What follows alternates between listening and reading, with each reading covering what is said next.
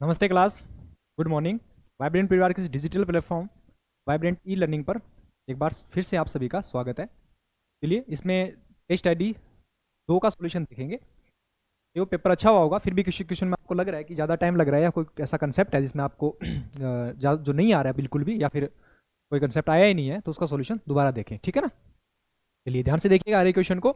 इसमें जरूर हर एक क्वेश्चन में आपको जरूर कुछ ना कुछ सीखने को मिलेगा, ठीक है। चलिए 51 क्वेश्चन दे रखा है कि एक 10 अंकीय संख्या दे रखी है आपको, वो 72 से पूर्णतः डिविजिबल है, तो उस कंडीशन में आपको 3x माइनस वाई की वैल्यू फाइंड करनी है और y के अधिकतम मान के लिए फाइंड करनी है, ठीक है ना। इसका मतलब x और y की तो बहुत सारी वैल्यूज आपको फाइंड होगी, लेकिन उसमें से आपको वो सेलेक्ट करनी है कि y की मैक्सिमम वैल्यू उस कंडीशन में x की वैल्यू क्या फाइंड हो रही है, उसके लिए आपको वैल्यू फाइंड करनी है, ठीक है ना। तो ध्यान से देखिए कैसे करेंगे इसको। पहले अपन क्या कर सकते हैं, क्या करते हैं, 72 के इस तरह से फैक्टर कीजिए कि दोनों में से कोई भी एक कॉमन नहीं होना चाहिए, इसका मतलब HCF 1 होना चाहिए, ठीक है ना। या फिर यूं बोल सकते हैं कि 72 के ऐसे फैक्टर कीजिए जो कोप्राइम नंबर हो, ठीक है ना। कोप्राइम नंबर क्या होते हैं, जिनका HCF 1 होता है, ठीक है ना। तो ध्यान से देखिए इसके क्या लिख सकते हैं, 8 और 9 लिख सकते हैं। हमें पता है कि 72 के जो कोप्राइम नंबर होते हैं फैक्टर, वो क्या होते हैं, 8 और 9 लिख सकते हैं इसमें, ठीक है ना। अब ध्यान से देखिए 8 और 9 हो गया। अब इसमें लगाएंगे 8 और 9 का डिविजिबिलिटी रूल लगाएंगे, ठीक है। तो पहले चेक करेंगे कि 8 से डिविजिबल कौन सी है, और फिर चेक करेंगे कि 9 से डिविजिबल कौन सी है। तो उस कंडीशन में अपने पास दोनों ही कंडीशन में एक्स और वाई की वैल्यू फाइंड होगी, वहां से अपन रिलेशन निकाल सकते हैं, ठीक है। ध्यान से देखिए 8 का डिविजिबल टूल पहले लगा रहे हैं, आप 9 का भी लगा सकते हो, वैसा कोई बाइंडिंग नहीं है, ठीक है। तो ध्यान से देखिए 8 का डिविजिबल टूल क्या बोलता है कि लास्ट के जो 3 डिजिट्स है वो क्या होने चाहिए, 8 से डिविजिबल होने चाहिए। तो उस कंडीशन में कितने भी बड़े नंबर हो वो क्या होगा, 8 से डिविजिबल होगा, ठीक है। तो उस नंबर के अपन ने क्या कर लिया, लास्ट के 3 डिजिट्स ले लिए। अब इसको चेक करना है कि 8 से डिविजिबल हो किस एक्स की किस वैल्यू के लिए 8 से डिविजिबल होगा, ठीक है ना। हमें पता है कि लास्ट में क्या आ रहा है, इसके 2 आ रहा है, और 8 की टेबल में 2 कब कब आता है, एक तो 32 आता है तब आता है, और एक 72 पर आएगा, ठीक है ना। 8 इंटू 4 72 होता है, और 8 इंटू 9 कितना हो जाएगा, सॉरी 8 इंटू 4 32 होता है, और 8 इंटू 9 क्या होगा, 72 होगा। ये दो ही ऐसी वैल्यू है 8 की टेबल में जिसके लास्ट डिजिट क्या आ रहे हैं, 2 आ रहे हैं, ठीक है ना। इसका मतलब क्या हो गया कि डिवाइड करने के बाद लास्ट के दो जो नंबर है वो क्या होने चाहिए, 72 या 32 आ जाएंगे, तो उस कंडीशन में अपना नंबर क्या हो जाएगा, पूरा पूरा डिवाइड हो जाएगा। अब यदि एक्स की वैल्यू 0 रखें यहाँ पे, जीरो से जस्ट बढ़ा दिया अपन लेके चले, तो उस कंडीशन में 8 से डिवाइड करके देखेंगे तो 64 बार पूरा जाएगा, कितना बचेगा, 62 बचेगा, और 62 नहीं हो सकता, ठीक है ना। फिर अपन क्या करेंगे, 64 पे नहीं जा रहा, 64 के बाद जस्ट किस पे जाएंगे, 72 पे जाएंगे, ठीक है ना। हमें पता है कि सबसे बड़ा फैक्टर क्या होता है इसका, 72 होता है, 8 नहीं 72 बन जाएगा। हमें पहले चेक करना है कि 32 कब बनेगा, 32 कब बनेगा, यहां से जब 3 रिमाइंडर और बच जाएगा, और 3 रिमाइंडर बचते इधर से 2 कॉपी करेंगे, और ये 32 पूरा पूरा डिवाइड हो जाएगा। इसका मतलब 3 प्लस 2 कितना हो जाएगा, 5। वाई की वैल्यू यहां से एक्स की वैल्यू क्या लिख सकते हैं अपन, 5 लिख सकते हैं। तो 5 से एक्स की वैल्यू पुट करने के बाद क्या डिवाइड करके देखें, 7 5 2। इसको यदि 8 से डिवाइड करके देखेंगे तो देखने हैं पूरा पूरा डिवाइड हो रहा है या नहीं हो रहा। तो 8 इंटू 9 72 हो जाएगा, 8 इंटू 3 बचेगा, और 8 इंटू 4 कितना हो जाएगा, 32। 94 टाइम्स पूरा पूरा जा रहा है। इसका मतलब यहां से अपने पास x की एक वैल्यू क्या हो जाएगी, यहां x की वैल्यू लिख रहे हैं, x की एक वैल्यू अपने पास क्या आ जाएगी, 5 आ जाएगी, ठीक है। फिर क्या हो सकता है, 72 ही लेंगे। हमें पता है कि भाई हमें 8 का एक मिनिमम फैक्टर पता चल गया 72 होगा, उसमें कितना ऐड करेंगे वो अपन देखते जाएंगे, ठीक है ना। अब देखिए 72 में कितना ऐड करें कि लास्ट में 7 बच जाए, 7 ऐड करेंगे, इसका मतलब 7 ये वाला नहीं बचना चाहिए, इसका मतलब 79 हो जाएगा, और लास्ट में क्या बच रहा है, 2 बच रहा है, तो 792 वो नंबर हो जाएगा। इसको 8 से डिवाइड करके देखो, 8 से यदि इसको डिवाइड करेंगे तो 8 नीम 72 हो जाएगा, पूरा पूरा जाएगा, ठीक है। और पीछे कितना बचेगा, 7 बच जाएगा, और 7 को 2 से करेंगे फिर भी ये किससे डिवाइड हो रहा है, 8 से डिवाइड हो रहा है। इसका मतलब एक्स की दूसरी जो वैल्यू अपने पास क्या फाइंड हो जाएगी, 9 हो जाएगी। एक्स की दूसरी जो वैल्यू है वो क्या फाइंड हो जाएगी, 9 हो जाएगी, ठीक है। यहां तो कोई दिक्कत नहीं होनी चाहिए। और क्या लिख सकते हैं, 8 8 64, और 71 भी हो सकता है शायद, ठीक है ना, 71 भी हो सकता है। अब यहाँ पे 1 रख के देखेंगे तो 1 भी देखना, 72 7 x2, यहाँ 1 रखेंगे तो 712 बनेगा, और 712 को यदि डिवाइड करेंगे 8 से तो 8 8 64 चला जाएगा, कितना बचेगा, 7, और 8 नहीं 72। ये भी पूरा पूरा जाएगा। इस कंडीशन में x की वैल्यू और क्या हो सकती है, 1 भी हो सकती है। ये अपन ने क्या निकाली, x की 3 वैल्यू निकाली, तो इसके अलावा कोई भी वैल्यू पॉसिबल नहीं होगी, ठीक है। अब देखना है 8 का डिविजिबिलिटी रूल लगा दिया, वहां से अपने पास x की वैल्यू आ गई। अब लगाएंगे अपन y का डिविजिबिलिटी रूल, और y का डिविजिबिलिटी रूल हमें पता है कि क्या होता है कि डिजिट्स का जो सम है वो 9 से डिविजिबल होगा। उस कंडीशन में कितने भी डिजिट्स के नंबर हो वो किससे डिविजिबल होगी, 9 से डिविजिबल होगी। तो यहाँ पे अपन डिजिटल सम लगाएंगे, कितना हो रहा है, 7 प्लस 2 9 बन रहा है, यहाँ पे भी 9 बन रहा है, ये भी 9 बन रहा है, 7 और 3 10, 10 का 1 बन गया, 8 और 5 13, 4 4 प्लस 1 5। इसका मतलब इनका डिजिटल सम कितना आ गया, 5 आ गया, 5 प्लस एक्स प्लस वाई, ये नंबर आ गए अपने पास। एक्स की वैल्यू हमारे पास पता है, एक तो 5 है, एक 9 है, और एक क्या है, 1 है। ये 3 वैल्यू पॉसिबल है यहाँ से। एक्स की वैल्यू के, इन तीनों वैल्यू के लिए वाई की क्या वैल्यू होगी वहां से निकालेंगे। यहाँ से क्या क्या वैल्यू पॉसिबल हो सकती है। 5 + 5 कितना हो जाएगा, 10। 10 में कितना ऐड करेंगे कि 9 का मल्टीपल बन जाए। 9 का जस्ट अगला मल्टीपल क्या होता है, 18 होता है। तो क्या ऐड कर देंगे, 8 कर देंगे इसमें, ठीक है ना। तो 5 + 5 10, 10 + 8 कितना हो जाएगा, 18। ये 9 से डिविजिबल हो गया। दूसरा नंबर आपको दे रखा है 9। 9 + 5 कितना हो जाएगा, 14। 14 में कितना ऐड करेंगे, 4 ऐड करेंगे। तो ये किससे डिविजिबल होगा, 14 + 4 कितना हो जाएगा, 18 हो जाएगा। 9 से डिविजिबल हो गया। 5 + 1 कितना हो जाएगा, 6, ठीक है। और 6 में कितना ऐड करेंगे कि 9 बन जाए। 6 में ऐड करेंगे तो कितना बन जाएगा, 6 के आगे 3 ऐड करेंगे तो कितना बन जाएगा, 9 बन जाएगा। तो ये वैल्यू क्या हो सकती है, इसमें पॉसिबल हो सकती है। अब हमें निकालना क्या है कि एक्स और वाई की दोनों की वैल्यू निकाली। हमें ये तो नहीं पूछा ना तीनों वैल्यू आएगी, लेकिन हमें पूछा है क्या रिलेशन क्या दे रखा है कि वाई के अधिकतम मान के लिए। और वाई का अधिकतम मान कौन सा है, वाई का अधिकतम मान 8 है। तो इसका मतलब ये वाला ही रिलेशन अपन क्या करेंगे, सेलेक्ट करेंगे। इससे तो बहुत सारी वैल्यूज पॉसिबल हो सकती है, लेकिन हमें वो लेना है जो वाई का अधिकतम मान देता हो, उसके लिए एक्स की वैल्यू लेनी है, ठीक है। इसका मतलब एक्स की वैल्यू 5 होगी, वाई की वैल्यू कितनी हो जाएगी, 8 हो जाएगी, ठीक है ना। वो इसमें पुट कर दीजिए। तो 3x - वाई की वैल्यू इस कंडीशन में क्या हो जाएगी, 3 × एक्स की वैल्यू कितनी है, 5, और माइनस ये कितना हो जाएगा, 8। तो 15 - 8 कितना हो जाएगा, 7 हो जाएगा, ठीक है। तो इस कंडीशन में 3x - वाई की वैल्यू क्या हो जाएगी, 7 हो जाएगी। आंसर सी करेक्ट हो जाएगा इसमें। चलिए नेक्स्ट क्वेश्चन देखिए।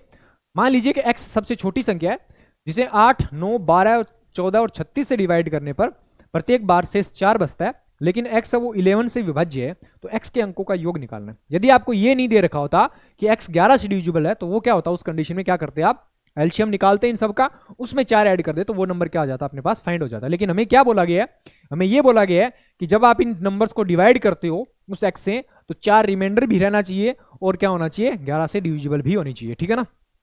तो पहले तो वो नंबर निकालिए जो इन सब से डिविजिबल है, इन सब नंबर से डिविजिबल है, वो नंबर निकालिए। तो वो किसके बराबर होगा, इनके एलसीएम के बराबर होगा। तो एलसीएम के लिए क्या लेते हैं अपन, जो भी पावर है उसकी मैक्सिमम पावर लेते हैं। जो भी अपने पास नंबर दे रखे हैं उनकी मैक्सिमम पावर लेते हैं। तो यहाँ से क्या बन रहा है, एक तो 8 आ जाएगा। कैसे भी निकाल सकते हो आप, एलसीएम वाले तरीके से निकाल सकते हो, कॉमन लेके निकाल सकते हो, कैसे भी निकाल सकते हो, तो वो आपका तरीका है, ठीक है ना। 14 का कितना हो जाएगा, 7 बच जाएगा, और यहाँ कितना हो जाएगा, 9 बच जाएगा, ठीक है ना। इसके इतने फैक्टर हो सकते हैं। 9 × 7 63 हो जाएगा। 63 को 8 से करेंगे तो कितना हो जाएगा, 8 से 48 और 504 हो जाएगा। इसका मतलब इसका एलसीएम कितना आ जाएगा, एलसीएम कितना हो जाएगा, 504 आ जाएगा, ठीक है ना। 5 वो नंबर 504 होगा जो 9, 12, 14, 8 और 36 को पूरा पूरा डिवाइड कर दे। हमें ये नहीं पूछा, हमें पूछा है कि 504 नंबर है, मान लिया कि उसको n टाइम डिवाइड कर रहे हैं, n टाइम मल्टीप्लाई कर रहे हैं, रिमाइंडर कितना देना चाहिए, 4 देना चाहिए। ये वाला पूरा नंबर है वो किससे डिवाइड होना चाहिए, 11 से डिवाइड होना चाहिए, ठीक है ना। हमें ये पूछा गया कि 504 का कुछ एक मल्टीपल आएगा, उसमें 4 ऐड करेंगे, और वो जो पूरा नंबर होगा वो क्या होगा, ये वाला नंबर तो है नहीं 11 से डिविजिबल, ध्यान से देखना, ये वाला नंबर तो नहीं है। इसका मतलब इसका कोई एक मल्टीपल आएगा, उसमें 4 ऐड करेंगे और उसको क्या करेंगे, 11 से डिवाइड करेंगे, तो वो पूरा पूरा डिवाइड होना चाहिए। अब क्या करते हैं अपन, आप निकाल लीजिए कि यहां से रिमाइंडर कितना बच रहा है वो निकाल लीजिए। तो 11 को 5 से करेंगे तो कितना हो जाएगा, 50 से करेंगे 11 चौके 44, कितना बच जाएगा 6 बच जाएगा। और ये कितना हो जाएगा, 11 चौके 44, ठीक है ना, 55 बचेगा, 5 और 4 9 बच जाएगा, ठीक है ना। तो यहां से रिमाइंडर बचेगा 9n + 4। ये क्या होना चाहिए, 11 से डिवाइड होना चाहिए। इसका मतलब क्या हो गया कि इसको अपन ने डिवाइड कर लिया 11 से, 11 से डिवाइड करने के बाद यहाँ से रिमाइंडर निकाल लिया, और रिमाइंडर इसका मतलब ये वाला जो नंबर है वो पूरा पूरा 11 से डिवाइड हो जाएगा। रिमाइंडर निकाल लिया तो वो नंबर भी क्या हो जाएगा, डिवाइड हो जाएगा, ठीक है ना। अब n की किस वैल्यू के लिए 4 से ये उसमें 4 ऐड कर देंगे, ये 11 से डिवाइड हो जाए। तो 1 रख के पुट चेक किया तो 9 + 4 कितना हो जाएगा, 13 नहीं है। फिर n की वैल्यू 2 रख के चेक किया तो 9 × 2 18 + 4 कितना हो जाएगा, 22। इसका मतलब n = 2 पे ये क्या कर रहा है, सेटिस्फाई कर रहा है। n = 2 पे ये सेटिस्फाई कर रहा है। इसका मतलब n की वैल्यू यदि यहाँ पे 2 रखेंगे अपन, n की वैल्यू यदि यहाँ पे 2 रखेंगे तो ये नंबर क्या बन जाएगा 11 से डिविजिबल बन जाएगा, ठीक है ना। तो यहाँ रख दीजिए। तो वो नंबर क्या था, 504 n + 4, ये वाला नंबर था। तो 504 इंटू n की वैल्यू 2 पुट कर दी, उसमें 4 ऐड कर दिया, तो ये कितना हो जाएगा 1008 और +4, तो कितना हो जाएगा 1012 हो जाएगा। तो वो नंबर, ये नंबर वो हो जाएगा 1012 नंबर हो जाएगा जो 4 रिमाइंडर भी देगा और 11 से पूरा पूरा डिविजिबल भी होगा। तो आपको पूछा, यदि नंबर पूछता तो ये 1012 हो जाता, लेकिन हमें पूछा क्या कि x के अंकों का योग कितना हो जाएगा। तो योग कितना हो जाएगा, 2 + 2 कितना हो जाएगा, 4। तो इनका जो डिजिट्स का सम है वो कितना हो जाएगा, 4 हो जाएगा। ऑप्शन क्या हो जाएगा, बी करेक्ट हो जाएगा इसमें। चलिए नेक्स्ट क्वेश्चन देखिए। सरल करना है, सिंप्लीफिकेशन का क्वेश्चन है, कुछ नहीं करना आपको, सबसे छोटा ब्रैकेट है उसको पहले सेलेक्ट करना है। तो ये 49 यहाँ दे रखा है, ठीक है। ये देखो 6 इंटू 7 डिवाइड में चला जाएगा, 6 इंटू 7, और इसके मल्टीपल में यहाँ क्या दे रखा है, 36 दे रखा है। ये मंझले ब्रैकेट को भी अपन ने सोल्व कर दिया, 6 इंटू 7 7 49, 6 6 36, यहाँ से कितना हो जाएगा, 6 7 42। इसका मतलब इस ब्रैकेट में वैल्यू कितनी आ जाएगी अपने पास, इस ब्रैकेट में अपने पास वैल्यू आ गई 42। ये जो ब्रैकेट है इसमें वैल्यू क्या आ गई, 42। अब देखिए, अब बड़े वाले ब्रैकेट को सोल्व करेंगे, यहां 28 दे रखा है, डिवाइड बाई 84 और मल्टीप्लाई बाई 42। पहले क्या होता है, डिवाइड सोल्व होगा, तो इसको सोल्व करेंगे पहले। तो 28 ये डिवाइड में चला जाएगा यहाँ पे 84, और ये क्या हो जाएगा, मल्टीप्लाई हो जाएगा 42 से, ठीक है। तो 42 इंटू 2 84 हो जाएगा, ठीक है। तो 2 से ये कितनी बार चला जाएगा, 14 बार चला जाएगा, ठीक है। तो इसका मतलब यहां से इसकी वैल्यू कितनी आ गई अपने पास, 14 आ गई पूरी, ठीक है। इस 14 को किससे मल्टीप्लाई करना है, 6 से मल्टीप्लाई करना, और 14 इंटू 6 कितना हो जाएगा, 80 हो जाएगा, ठीक है ना। इसका मतलब इसका आंसर कितना हो जाएगा, ऑप्शन ए 84 करेक्ट हो जाएगा इसमें, ठीक है।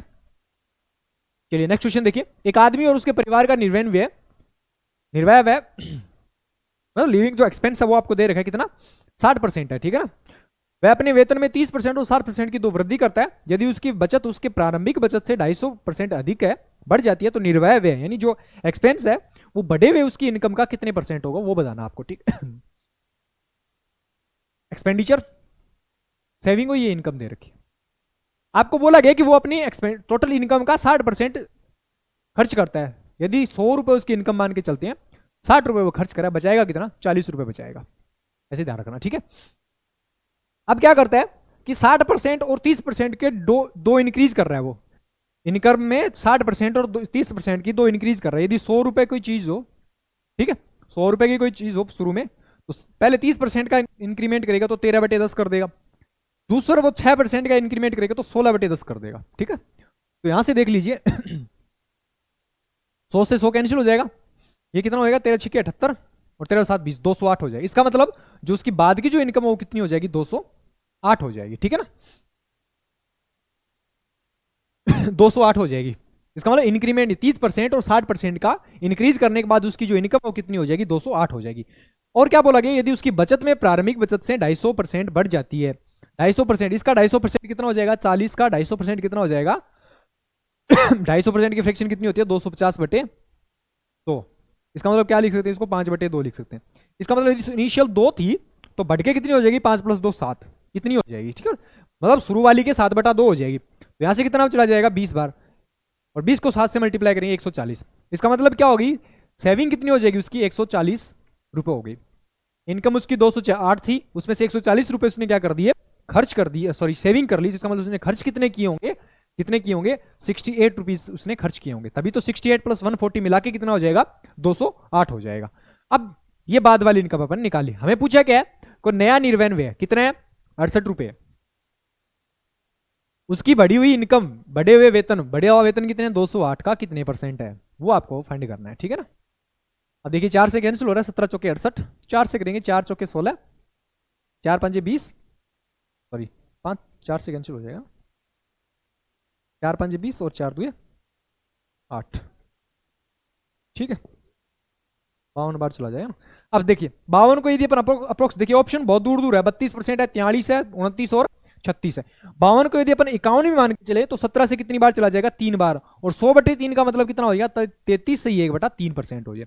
इसका मतलब जो अपना ऑप्शन होगा वो 33% जस्ट छोटा होगा। 33% जस्ट छोटा कौन सा है, 32.7, ये एकमात्र ऑप्शन है, ऑप्शन ए करेक्ट हो जाएगा। पूरा कैलकुलेशन करो तो पूरा निकाल सकते हो, आप अप्रोक्सीमेशन भी लगा सकते हो इसमें, क्योंकि 52 को डिवाइड करोगे तो बहुत बड़ा डाटा हो जाएगा। हमें पता है कि 57 के अप्रोक्स कौन सा 51 बन रहा है, तो 57 को 51 से डिवाइड करेंगे 3 चला जाएगा, और 100/3 फ्रैक्शन किसकी होती है, 33 से 1/3, और 33 से 1/3 का अप्रोक्स ऑप्शन कौन सा इसमें, एकमात्र ऑप्शन है 32.7। तो ये अपना आंसर हो जाएगा, ठीक है ना। चलिए नेक्स्ट क्वेश्चन देखिए, किसी वस्तु को 246.8 रुपए में बेचने पर प्राप्त लाभ वस्तु को 216 रुपए में बेचने पर होने वाली हानि से 20% अधिक है। यदि वस्तु को 220.75 रुपए में बेचा जाता है तो उसका लाभ या हानि % कितना होगा वो बताना है, ठीक है ना। देखिए बीच में सीपी है, यहाँ पे क्या बोला गया कि यदि वो उसको 216 रुपए में बेचता है, 216 रुपए में बेचता है तो उसको हानि हो रही है। फिर वो क्या करता है, उसको 246.8 में बेच रहा है, तो उसको प्रॉफिट हो रहा है। यदि यहाँ पे जितनी हानि हो रही है उससे 20% ज़्यादा यहाँ पे लॉस हो रहा है, ठीक है ना, प्रॉफिट हो रहा है, सॉरी। हानि कितनी हो रही है? 20% की फ्रैक्शन 1/5। इसका मतलब क्या हो गया कि यदि यहाँ पे 5x का लॉस हो रहा है तो यहाँ पे कितना हो जाएगा? 6x का प्रॉफिट हो जाएगा। 20% ज़्यादा हो गया प्रॉफिट, ठीक है। एसपी के बीच का गैप कितने का है? 216, 246.8 में से 216 माइनस करेंगे तो कितना चला जाएगा ये? कितना हो जाएगा ये? 8 और 216 30, 30.8 हो जाएगा। और ये यहाँ पे बीच का गैप कितने का प्रॉफिट या लॉस के? 60 minus minus plus 5, sorry 6x minus minus plus 5 कितना हो जाएगा? 11x। इसमें से इसको माइनस करते हैं, इसका मतलब आपको 11x की वैल्यू दे रखी है 30.8। तो यहाँ से x की वैल्यू कितनी हो जाएगी अपने पास? x की वैल्यू हो जाएगी 11 2 22, 2.8 हो जाएगी। कितनी हो जाएगी? 2.8। अब चाहे आप क्या कर लो, यहाँ से 6 की वैल्यू निकाल लो, 246 में माइनस कर दो। चाहे आप क्या करोगे, यहाँ से 5x की वैल्यू निकाल दो और 216 में से क्या कर दो? 216 में क्या कर दो? प्लस कर दो, अपने पास सीपी आ जाएगा, ठीक है ना। तो यहाँ से 5 की वैल्यू निकालना आसान है, तो 5 से मल्टीप्लाई कर दिया, यहाँ से 5x की वैल्यू निकाल ली, तो 2.8 इंटू 5 कितना हो जाएगा? 14 हो जाएगा। इसका मतलब क्या हो गया कि यहाँ पे 14 रुपए का लॉस हो रहा है। तो 246 में बेचा था, 216 में बेचा था, 14 रुपए का लॉस हो गया। इसका मतलब सीपी कितना रहा होगा? 216 प्लस 14 कितना हो जाएगा? 230 हो जाएगा। ये सीपी आ गया अपने पास। यहां से अपन ने क्या निकाल लिया? सीपी निकाल लिया। अब ध्यान से देखना, सीपी इसका 230 रुपए है। सीपी कितना आ गया? ये एसपी। यदि आपको सीपी पूछता तो 230 रुपए हो जाता, लेकिन हमें पूछा क्या है कि यदि उसको 220.75 में बेचेगा 220.75 में बेचेगा तो उस कंडीशन में उसका लॉस कितना हो जाएगा या प्रॉफिट कितना हो वो बताना। 230 की खरीदी थी, 220.75 में बेच दी, होगा तो क्या? लॉस। तो प्रॉफिट वाले ऑप्शन तो क्या हो गए? कैंसिल हो जाएंगे। अब बचा क्या? 2 लॉस वाले। देखिए कितने का लॉस हो रहा है? 230 माइनस 220.75 कितना हो जाएगा? 9.25 हो जाएगा। 9.25 हो जाएगा। कितने पर हो रहा है? 230 पर हो रहा है। और इंटू कितना हो जाएगा? 100 से मल्टीप्लाई करते हैं। डेसिमल रिमूव करेंगे तो ये कैंसिल हो जाएगा। 230 को, सॉरी 925 को 230 से डिवाइड करेंगे, अप्रोक्स कितनी बार जाएगा? देखिए 23 चौके 92, 920 बन रहा है। 23 को 4 से, 230 को 4 से मल्टीप्लाई करेंगे तो 920 का अप्रोक्स जा रहा है। इसका मतलब ऑप्शन कौन सा हो जाएगा? 4% का अप्रोक्स कौन सा ऑप्शन है? बी ऑप्शन हो जाएगा। 4% का लॉस हो जाएगा, ठीक है ना। चलिए नेक्स्ट क्वेश्चन देखिए। एक साधारण ब्याज पर निवेश करने पर 2 वर्ष 6 महीने में स्वयं की 17/10 गुना हो जाती है, तो ब्याज की वार्षिक दर कितनी होगी वो बताना है, ठीक है ना। कोई राशि इन्वेस्ट कर रहे हैं इसका मतलब क्या हो गया? जो प्रॉफिट है वो अमाउंट का 17/10 हो रहा है। इसका मतलब क्या हो गया? यदि 10 रुपए उसका प्रॉफिट होगा, सॉरी स्वयं का हो रहा है, अमाउंट हो रहा है, अमाउंट वो प्रिंसिपल का कितना हो रहा है? 17/10 हो रहा है। 17/10 हो रहा है। इसका मतलब क्या हो गया? यदि प्रिंसिपल ये ऐसा ही हो गया और ये अमाउंट बन जाता है। हमें पता है प्रिंसिपल प्लस ऐसा ही मिला के क्या बनता है? अमाउंट बनता है। 10 रुपए यदि प्रिंसिपल होगा, अमाउंट यदि 17 रुपए होगा, इसका मतलब ब्याज कितना मिला है? 7 रुपए मिला है। इसका मतलब ये हो गया कि 10 रुपए की राशि पर 7 रुपए ब्याज मिल गया और कितना हो गया? 17 रुपए क्या हो जाएगी? वो उसका अमाउंट हो जाएगा, ठीक है। अब ये 7 रुपए ब्याज कितने टाइम में मिल रहा है? 2.5 साल में मिल रहा है। 2.5 साल का मतलब कितना हो जाएगा? 5/2 साल। 5/2 साल में मिला के ब्याज कितना मिल रहा है? 7 रुपए मिल रहा है। इसका मतलब 1 साल में ब्याज कितना मिल जाएगा? 1 साल में मिल जाएगा 7 इंटू ये रेसिप्रोकल हो जाएगा 2/5। इसका मतलब कितना हो जाएगा? 14/5 का ब्याज मिल जाएगा। कितना मिल जाएगा? 14/5 रुपए का ब्याज मिल जाएगा आपको, ठीक है। कितने रुपए पर? 10 रुपए पर। और परसेंट में कन्वर्ट करने के लिए किससे मल्टीप्लाई कर दिया? 100 से कर दिया, ठीक है। यहां से चला जाएगा 5 से 2 बार चला जाएगा और 14 इंटू 2 कितना हो जाएगा? 28%। इसका मतलब इसकी रेट कितनी आ जाएगी? 28%। ऑप्शन सी करेक्ट हो जाएगा इसमें। चलिए नेक्स्ट क्वेश्चन देखिए। 2 साल में 24,000 रुपए पर ब्याज ज्ञात कीजिए जब दरें 8% प्रतिवर्ष और 10% प्रतिवर्ष 2 क्रमित वर्षों के लिए होती है। ब्याज दर वार्षिक रूप से संचित होती है। आपको बोला गया कि पहले साल की रेट 8% है, दूसरे साल की रेट 10% है, तो इस 24,000 रुपए पर कितना ब्याज मिलेगा वो निकालना है आपको। ध्यान से देखिए। तो पहले यहां से 8% की एक रेट दे रखी है आपको, दूसरी 10% की रेट दे रखी है। ऑल ओवर रेट निकाल लीजिए कितना होगा? 8 प्लस 10 प्लस 8 इंटू 10 बटे, ये ऑल ओवर सक्सेसिव रेट ना आ गई अपने पास। 10 प्लस 18 और ये हो जाएगा 0.8। तो यहां से ऑल ओवर रेट आ जाएगी 18.8%। इतना इंटरेस्ट मिलेगा। 100 रुपए पर 18.8 का क्या मिल जाएगा? इंटरेस्ट मिल जाएगा। तो आपको यदि इंटरेस्ट निकालना है तो 24,000 का कितना ब्याज मिलेगा? 18.8 रुपए का ब्याज मिलेगा। 18.8 8% का ब्याज मिलेगा। तो 24,000 का 18.8, 8 चौके 32, लास्ट में 2 आना चाहिए, देखिए ध्यान से। इसमें नहीं है, इसमें नहीं है, इसमें भी नहीं है, ये वाला एकमात्र ऑप्शन है बी, ठीक है ना। लास्ट का देख लीजिएगा, ठीक है ना। 8 इंटू 4 कितना हो जाएगा, 32 बनेगा, तो 32 वाला यही ऑप्शन है, ठीक है। चलिए नेक्स्ट क्वेश्चन देखिए। चलिए, पी और क्यू एल्यूमिनियम और कॉपर की दो धातुएं हैं। पी और क्यू के में एल्यूमिनियम और कॉपर का अनुपात 5:11 है, 3:5 है। यदि मिश्र धातु पी और क्यू को 1:3 में मिलाकर एक तीसरी मिश्र धातु बनाई जाती है, तो एल्यूमिनियम तीसरी मिश्र धातु में कॉपर का कितने परसेंट है वो आपको बताना है, ठीक है ना। तो पहले निकाल लीजिए कि जो थर्ड अपन मिक्सर बना रहे हैं, तो दोनों को मिक्स करके 1:3 में, उसमें एल्यूमिनियम और कॉपर की क्वांटिटी कितनी होगी वो निकाल लिए पहले, तो ठीक है ना। उसके बाद इसका परसेंट निकालेंगे अपन। तो आपको दे रखा है कि दो बर्तन है पी और क्यू, पी और क्यू बर्तन है, उसमें एल्यूमिनियम और कॉपर, ठीक है, दो मिक्सर है। पहले में कितना है, 5:11 है, दूसरे में कितना है, 3:5। तो पहले इनकी क्वांटिटी बराबर कीजिए, 18 और 5 16 हो जाएगा, और 5 और 3 8 हो जाएगा। तो बराबर बनाने के लिए इसको किससे मल्टीप्लाई कर दिया, 2 से मल्टीप्लाई कर दिया। अब इसको किस रेशियो में मिक्स कर रहे हैं, 1:3 में। इसका मतलब इसका 1 ले रहे हैं, इसका 3 ले रहे हैं, ठीक है। देखिए, इस पूरे रेशियो को तो 1 से मल्टीप्लाई करना ऊपर वाले को, तो ये तो 5:11 ही बन जाएगा। दूसरा है 3 × 2 6, 6 से मल्टीप्लाई करेंगे, 6 × 3 18, और 6 × 5 कितना हो जाएगा, 30 हो जाएगा, ये 30 हो जाएगा। तो तीसरे मिक्सर में एल्यूमिनियम और जो कॉपर है उसकी क्वांटिटी कितनी आ जाएगी, थर्ड वाला मिक्सर बन रहा है, 18 और 5 कितना बन जाएगा, 23 और 41, ये बन जाएगा। अब हमें पूछा कि एल्यूमिनियम है वो कॉपर का कितने परसेंट है, इसका मतलब 23 एल्यूमिनियम है, कॉपर का कितने परसेंट है, 41 है कॉपर, इंटू 100 हो जाएगा।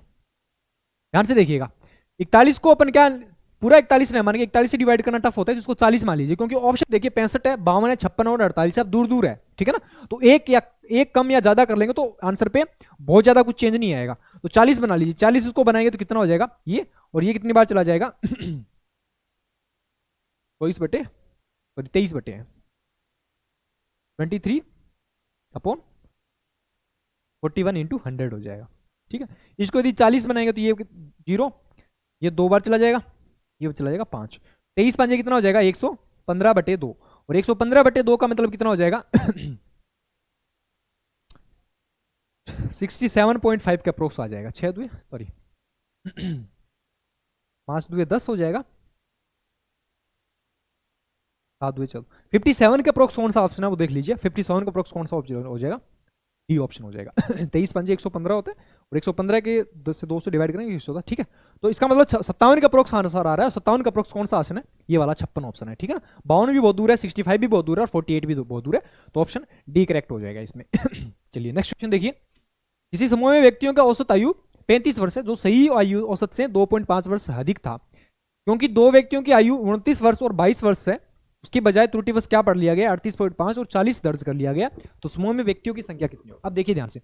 मान लिया कि समूह में लड़कों की संख्या n है, व्यक्तियों की संख्या जो है क्या है, n है, और हर एक के एवरेज में, यानी कि एवरेज जो एक्चुअल एवरेज है उससे कितने ज्यादा है, 35 उसका एवरेज था, लेकिन जब वो ऐड करते हैं तो कितना है, डाइवर्स ज्यादा है, ठीक है ना। तो एक्चुअल एवरेज से 35 साल है, वो डाइवर्स ज्यादा है, ठीक है ना। तो इसका मतलब हर आदमी को 2.5 साल अलग एक्स्ट्रा मिला होगा, तो टोटल n आदमियों को टोटल इतना एक्स्ट्रा मिला है, हर आदमी को 2.5 एक्स्ट्रा मिला है। इसका मतलब सभी आदमियों को मिला के कितना मिल जाएगा, एक्स्ट्रा मिल जाएगा। हमने एक्स्ट्रा ऐड कितना किया है, 29, तो 29 + 22 कितना हो जाएगा, 5 51। हमें कितना का ऐड करना चाहिए था, 29 + 22 कितना हो जाएगा, 51 ऐड करना चाहिए था, लेकिन हमने ऐड कितना कर दिया, 38 + 40 मिला के कितना हो जाएगा, 78.5 ऐड कर दिया। कितना एक्स्ट्रा ऐड किया, 51 में से माइनस कर दीजिए, कितना हो जाएगा, 27.5। ये क्या कर दिया अपने, इतना एक्स्ट्रा ऐड कर दिया। और ये 27.5 ही क्या थे, जो बढ़ाने वाले, एवरेज बढ़ाने वाले में से थे, ठीक है ना। ये 27.5 साल जो एज थी, उन्होंने उसने ही क्या किया है, जो 2.5 साल एवरेज है वो सबके एवरेज में, सबकी जो एज है उनमें 2.5 साल की वृद्धि कर दी। तो ये किसके बराबर होना चाहिए, 27.5। एक ही लाइन का क्वेश्चन है, ठीक है ना, 27.5 के बराबर हो जाएगा। तो कितनी बार कैंसिल हो रहा है, 11 बार कैंसिल हो रहा है। इसका मतलब लड़कों की जो संख्या वो कितनी हो जाएगी, 11 ही हो जाएगी, ठीक है ना। तो कौन सा ऑप्शन हो जाएगा, ऑप्शन ए करेक्ट हो जाएगा। चलिए नेक्स्ट क्वेश्चन देखिए। कुछ व्यक्ति प्रतिदिन 9 घंटे कार्य कर किसी काम को 34 दिनों में पूरा कर सकते हैं। यदि व्यक्तियों की संख्या को 40% कम कर दिया जाता है, तो बाकी व्यक्तियों को 51 दिनों में उसी कार्य को पूरा करने में कितने दिन घंटे कार्य करना पड़ेगा, ठीक है ना। तो 9, मान लिया कि कोई आदमी एक्स आदमी है, 9 घंटे प्रतिदिन काम करती है, कितने दिनों में पूरा कर लेते हैं? 34 दिनों में पूरा कर लेते हैं, ठीक है ना। और अब क्या कर दिया कि व्यक्तियों की संख्या 40% कम कर दी, पहले x थी 40% कम कर दिया, 40% की फ्रैक्शन होती है 2/5, 2/5 कम कर दिया, इसका मतलब बच्चे कितने? 3/4 बच जाएंगे, और 3/4 का मतलब 3x/4। अब आदमी कितने रह गए? 3x/4, ये आदमी रह गए। और इन्होंने कितने दिनों में काम पूरा किया? 51 दिनों में काम पूरा किया। तो हर मान लिया कि हर घंटे h घंटे काम कर रहे हैं, हर दिन कितना घंटे काम कर रहे हैं? h घंटे काम कर रहे हैं। ये दोनों कंडीशन में काम बराबर होना चाहिए। अब देखिए कैलकुलेशन करनी है, कुछ नहीं करना, सॉरी 3/5 हो जाएगा, 3/5 हो जाएगा ठीक है। देखिए 17 2 34, 17 3 बार चला जाएगा, ठीक है। 3 × 3 9 बार चला जाएगा, x से x कैंसिल हो जाएगा। इसका मतलब h की वैल्यू कितनी हो जाएगी? 5 × 2 10। इसका मतलब हर दिन कितना घंटे काम करना पड़ेगा? 10 घंटे। ऑप्शन बी करेक्ट हो जाएगा इसमें चलिए नेक्स्ट क्वेश्चन देखिए। एक पुलिसकर्मी 300 मीटर की दूरी से एक चोर को देखा, चोर भागने लगा और पुलिसकर्मी उसका पीछा कर रहा था। चोर और पुलिसकर्मी से 8 किलोमीटर पर आवर और 9 किलोमीटर पर आवर की स्पीड से भागते हैं, तो 3 मिनट के बाद उनके बीच की दूरी कितनी हो जाएगी? ठीक है, ध्यान से देखिए। ये चोर है, इन दोनों के बीच की डिस्टेंस है वो कितनी है? 300 मीटर है ना, 300 मीटर, 300 मीटर है। आपको दे रखा है कि चोर तो पुलिसकर्मी की तो स्पीड कितनी है? 9 किलोमीटर पर आवर है। यहां पुलिसकर्मी है, ठीक है ना, और यहां चोर है, इसकी स्पीड है 8 किलोमीटर पर आवर। ठीक, आपको बोला गया है कि 3 मिनट बाद उनके बीच की डिस्टेंस कितनी होगी। 3 मिनट में वो डिस्टेंस कितनी कवर करेंगे वो देख लेते हैं अपन। 3 मिनट है, मीटर है यहां पे भी, तो सेकंड में कन्वर्ट करने के लिए किससे मल्टीप्लाई कर दिया? 60 से मल्टीप्लाई कर दिया। और स्पीड कितनी दे रखी है? रिलेटिव स्पीड कितनी हो जाएगी? 9 - 8 kilometre per hour. Relative speed कितनी हो जाएगी? 9 - 8 किलोमीटर पर आवर। इसका मतलब 3 मिनट में ही इतनी डिस्टेंस कवर कर लेंगे, दोनों मिला के इतनी डिस्टेंस कवर कर लेंगे। 3 × 60, 1 kilometre per hour, kilometre per hour को मीटर पर सेकंड में कन्वर्ट करने के लिए किससे मल्टीप्लाई कर दिया? 5/18 से। 6 × 18 हो जाएगा, और 5 × 10 कितना हो जाएगा? 50। इसका मतलब दोनों ने 3 मिनट में कितनी डिस्टेंस कवर किया? 50 मीटर की डिस्टेंस कवर कर ली, 50 मीटर की डिस्टेंस कवर कर ली। इन्होंने दोनों मिलाकर कितनी डिस्टेंस कवर कर ली? 50 मीटर की डिस्टेंस कवर ली। टोटल डिस्टेंस थी कितनी? 300 थी, 300 में से 50 उन्होंने कवर कर ली। अभी भी उनके बीच की डिस्टेंस बची हुई कितनी है? 250 मीटर है। ठीक है, तो कौन सा ऑप्शन हो जाएगा? 250 मीटर, ऑप्शन सी करेक्ट हो जाएगा, बी करेक्ट हो जाएगा इसमें। ठीक, चलिए नेक्स्ट क्वेश्चन देखिए। एक ट्रेन की चाल एक कार की चाल से 30% अधिक है। दोनों समान समय से बिंदु पी से आरंभ करके समान समय में बिंदु क्यू पर पहुंचते हैं। मतलब शुरू में समय में स्टार्ट करते हैं और एंडिंग पॉइंट पे भी क्या करते हैं? दोनों सेम टाइम पर पहुंचते हैं। रास्ते में ट्रेन स्टेशन पर 30 मिनट रुकती है, तो ट्रेन की स्पीड क्या होगी वो बतानी है, ठीक है ना। ध्यान से देखिए, ट्रेन है, ये कार है, स्पीड का आपको रेशियो दे रहेगा कि 30% है। इसका कार की स्पीड 10 होगी तो ट्रेन की स्पीड कितनी हो जाएगी? 13। ये स्पीड का रेशियो आ गया। टाइम का रेशियो कितना है? टाइम का रेशियो कितना? जस्ट इसका रिवर्स हो जाता है, स्पीड डिस्टेंस सेम है तो 10:13 हो जाएगा। इसका मतलब क्या हो गया कि ट्रेन तो 10 मिनट ले रही है और कार कितनी ले रही है? 13 मिनट ले रही है। अब दोनों सेम समय तक डिस्टेंस कवर करते हैं, डिस्टेंस ट्रेवल करते हैं, और उसमें से क्या कर रहा है? दोनों के बीच की डिस्टेंस सेम है, स्पीड दोनों की अलग अलग है, और सेम टाइम पर दोनों पहुंचते हैं। इसका मतलब दोनों के बीच का जो टाइम है वो क्या किया होगा? क्योंकि ट्रेन की यदि स्पीड ज्यादा है और दोनों एक साथ चलेगी तो वो सेम टाइम पर नहीं, ट्रेन पहले पहुंच जाएगी। लेकिन उस ट्रेन ने क्या किया है? 30 मिनट बीच में आराम किया है, ठीक है ना, तभी वो टाइम पे पहुंची है। यहाँ पे ट्रेन को कितना टाइम लगा है? 10 मिनट लगा है। यहाँ पे कार को कितना लगा है? 13 मिनट लगा है। ये 3 मिनट कार को एक्स्ट्रा क्यों लगा है? क्योंकि ट्रेन है वो 3 मिनट क्या हुई है? रुकी है। और 3 यूनिट की वैल्यू रुकी कितनी है? यहाँ पे 30 मिनट रुकी है। 1 यूनिट की वैल्यू कितनी हो जाएगी? 10 मिनट, और 10 यूनिट की वैल्यू कितनी हो जाएगी? 100। इसका मतलब क्या हो जाएगा? ट्रेन को ये डिस्टेंस कवर करने में कितना टाइम लगा है? 100 मिनट लगी है, ठीक है ना। ट्रेन को ये डिस्टेंस कवर करने में कितना टाइम लगा है? 100 मिनट का टाइम लगा है। ये टाइम निकाल लिया, और स्पीड आपको, डिस्टेंस आपको दे रखी है, तो स्पीड इक्वल टू कितना हो जाएगा? स्पीड कितनी, डिस्टेंस कितनी है? 130 किलोमीटर, और स्पीड कितनी है? टाइम कितना है? 100 मिनट है, और मिनट को आवर में कन्वर्ट करने के लिए किससे डिवाइड कर देंगे? 60 से। तो 60 से ऊपर मल्टीप्लाई कर दिया आपने, तो 20 से 20 कैंसिल हो जाएगा। 13 × 6 कितना हो जाएगा? 78 किलोमीटर पर आवर हो जाएगा। ठीक है, तो ये कौन सा ऑप्शन करेक्ट हो जाएगा इसमें? ऑप्शन ए करेक्ट हो जाएगा, 78 किलोमीटर पर आवर। चलिए नेक्स्ट क्वेश्चन देखिए। नाव की चाल, नाव धारा की विपरीत दिशा में 35 किलोमीटर और धारा की दिशा में उतनी ही दूरी 8 घंटे में तय करती है। यदि शांत जल में नाव की चाल 9 किलोमीटर है तो धारा की चाल आपको बतानी है, ठीक है। ध्यान से देखिए, हमें पता है फॉर्मूला क्या होता है? Distance upon time equal to, sorry, distance upon speed equal to time होता है। Distance upon speed equal to time. आपको टाइम आगे दे रखा है, 35 किलोमीटर की स्पीड है, सॉरी डिस्टेंस है, वो जा रही है, वो अनुकूल जा रही है, और 35 किलोमीटर सेम डिस्टेंस है, वो वापिस आ रही है x माइनस वाई, और दोनों में मिलाकर टाइम कितना लग रहा है, 8 घंटे का टाइम लग रहा है। आपको स्पीड दे रखी है, शांत जल में नाव की चाल की स्पीड दे रखी है 35 किलोमीटर, x की वैल्यू दे रखी है 8, प्लस y की वैल्यू आपको फाइंड करनी है, plus 35 upon 8 minus y equal to क्या होगा, 8।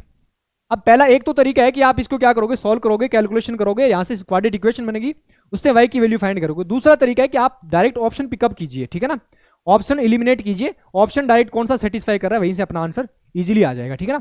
ध्यान से देखिए, पहला ऑप्शन अपन ने पिकअप किया 2.5, 8 में 2.5 ऐड करेंगे तो कितना हो जाएगा, 12.8, 10.5 बन जाएगा, ठीक है ना, 10.5 बन जाएगा, 8 प्लस 2.5 कितना बन जाएगा, सॉरी 9 दे रखा है।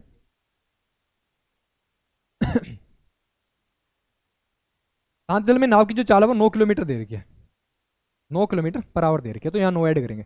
अब देखिए यहाँ पे 9 में 2 प्लस 2.5 ऐड करेंगे कितना बन जाएगा, 11.5 बन जाएगा। अब ध्यान से देखिए, आपको प्राइम नंबर सेलेक्ट करना है, प्राइम नंबर कौन सा बन रहा है वो देखिए, 23 में क्या, 115 में क्या छुपा हुआ है, 23 छुपा हुआ है, 23 इंटू 5 115 होता है, क्या ये 23 से डिविजिबल है क्या, नहीं है, इसका मतलब अपने वाला ये ऑप्शन कैंसिल हो जाएगा, पहला ऑप्शन कैंसिल हो गया।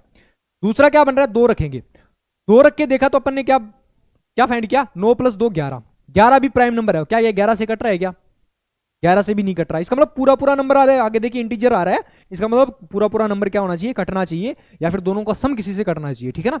तो ये डिवाइड करोगे तो कुछ छोटा ही आएगा नंबर, तो ठीक है ना, इतना बड़ा भी नहीं आएगा, तो ये दूसरा ऑप्शन भी अपना क्या हो जाएगा, इलिमिनेट हो जाएगा। थर्ड अपन ने पुट किया 1.5, इसका मतलब ये कितना हो जाएगा, 9 प्लस 1.5 कितना हो जाएगा, 10.5, ये 10.5 देखो कट रहा है, एक जीरो रिप्लेस करेंगे, इसका कैलकुलेशन करते हैं, तो 35 बटे 10.5 ये कट रहा है, तो इसको चेक कर लिया अपन ने, 35 बटे कितना हो जाएगा, ये 7.5 हो जाएगा। अब देखिए कैलकुलेट कीजिए, डेसिमल रिमूव किया, ऊपर जीरो लग जाएंगे, 35 3 105 हो जाएगा, और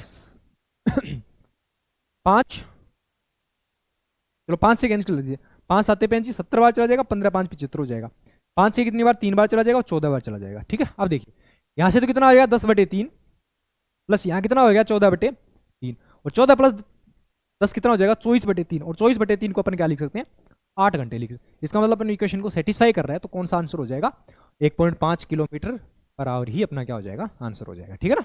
यदि इसकी क्वाड्रेटिक इक्वेशन में होगा तो बहुत ज्यादा कैलकुलेशन हो जाएगी, तो इससे अच्छा है कि आप क्या कर लो, डायरेक्ट ऑप्शन से पुट कर लीजिए यहाँ से, ठीक है ना। चलिए नेक्स्ट क्वेश्चन देखते हैं।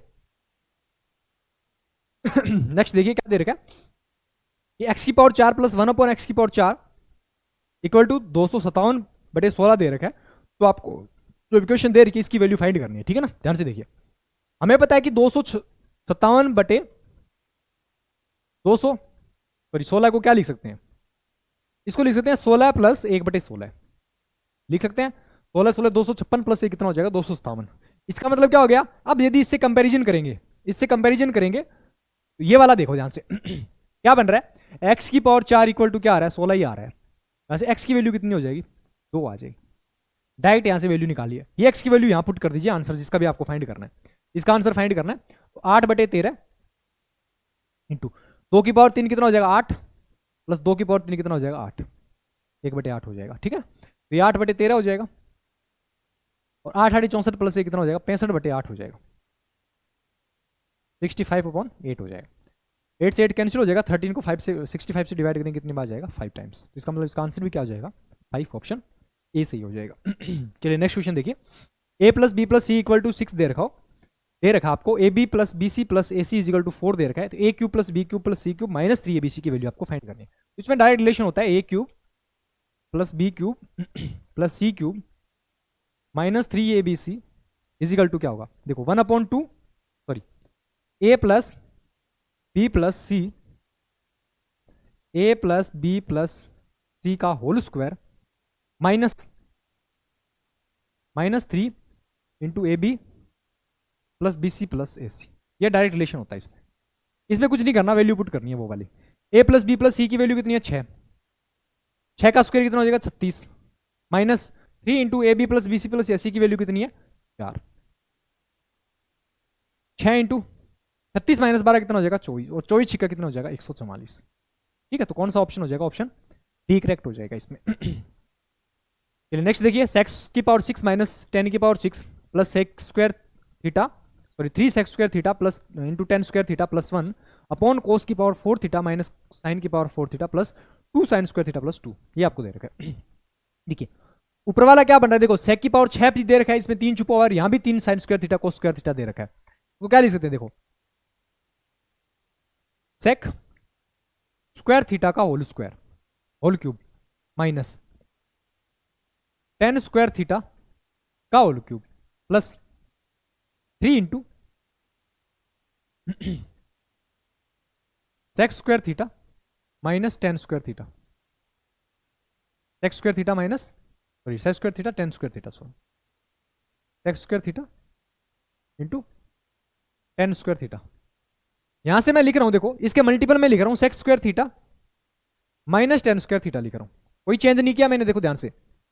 सेक square theta minus 10 square theta की वैल्यू क्या होती है 1 होती है, बस इसको 1 दिखाया नहीं है, यहाँ पे लिखा नहीं है sec square theta minus 10 square theta, यहाँ पे इंटू 1 है, और 1 का मतलब क्या लिख दिया अपन ने sec square theta minus 10 square theta, इसकी वैल्यू क्या होती है 1 होती है, तो वो यहाँ से लिखा नहीं है, ठीक है ना। अपॉन ये फॉर्मूला किसका बन रहा है, ध्यान से देखिए, पहले इसको सॉल्व कर लेते हैं। A cube minus B cube plus 3 ABC A minus B, ठीक है ना। तो ये फॉर्मूला किसका बन रहा है, ए माइनस बी का होल क्यूब का फॉर्मूला बन रहा है, ध्यान से देखना। या फिर ऐसे नहीं करो तो यहां से प्लस आ रहा है ना, तो यहां से ऐसे भी लिख सकते हैं इसको सेक थीटा माइनस, ठीक है।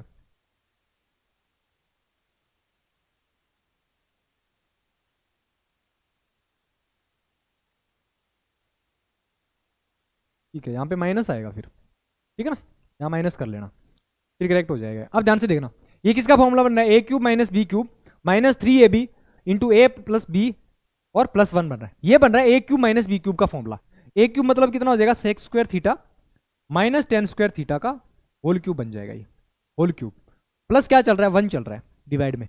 यहां से देखिए डिनोमिनेटर में कोस स्क्वायर कोस की पावर 4 थीटा माइनस साइन की पावर 4 थीटा, इसको क्या लिख सकते हैं, एक बार तो cos square theta minus sine square theta लिख सकते हैं, एक बार cos square theta plus cos square theta plus sine square theta लिख सकते हैं यहाँ से। तो cos square plus theta square sine square theta क्या बन जाएगा 1 बन जाएगा, बचा क्या cos square theta minus sine square theta plus 2 sine square theta और प्लस कितना बन जाएगा 2 बन जाएगा डिवाइड में, ठीक है। यहां से देखिए sec square theta minus 10 square theta क्या बन जाएगा 1 बन जाएगा, यहां से इसकी वैल्यू कितनी आ गई 1 आ गई, 1 प्लस 2 कितना 1 प्लस 1 कितना हो जाएगा, न्यूमिनेटर में तो कितना आ गया 2। यहां से देखिए sec square theta minus 2 sine square theta minus के साइन स्क्वायर थीटा प्लस के 2 साइन स्क्वायर थीटा कितना बन जाएगा sine square theta plus cos square theta कितना बन जाएगा 1 बन जाएगा, और यहां से आगे क्या चल रहा है 2 चल रहा है, तो 1 प्लस 2 कितना हो जाएगा 3 बन जाएगा, तो 2/3 क्या बन जाएगा इसका करेक्ट आंसर हो जाएगा। तो कौन सा ऑप्शन है 2/3, ऑप्शन बी करेक्ट हो जाएगा इसमें। चलिए नेक्स्ट क्वेश्चन देखिए, ten square theta minus 3 sec theta plus 3 equal to 0, तो आपको sine theta plus cot theta की वैल्यू निकालनी है, ठीक है। आपको यहाँ यदि 3 सेक थीटा दे रखा है, ये पहला तरीका, तो एक तो तरीका है आप इसमें वैल्यू पुट कर लीजिए, ठीक है ना, वैल्यू सेटिस्फाई कौन सी कर रही है वो देख लीजिए। तो अंडर रूट 3 आ रहा है, 0 बन रहा है, यहाँ भी 3 दिख रहा है, तो कुछ ना कुछ 30 या 60 में से कुछ हो सकती है, तो अपन ने 30 रख के देखा, तो 30 पे क्या करेगा 10 30 की वैल्यू कितनी हो जाएगी 1/3 का होल अंडर रूट 3 का होल स्क्वायर, 10 30 की वैल्यू कितनी होती है 1/√3 इसका होल स्क्वायर कर दिया, माइनस 3 इंटू सेक 30 की वैल्यू कितनी होती है, सेक 30 की वैल्यू होती है 2/√3 2/√3 इसका होल स्क्वायर और प्लस 3 हो जाएगा, इसको सेटिस्फाई कर रहे हैं 1/3 सॉरी माइनस, ये कितना बन जाएगा 3 से 3 कैंसिल हो जाएगा, बचा क्या 4 और प्लस 3, क्या बन रहा है क्या 0 नहीं बन रहा, ठीक है ना, फ्रैक्शन बन रही है, तो ये वाला कैंसिल हो गया।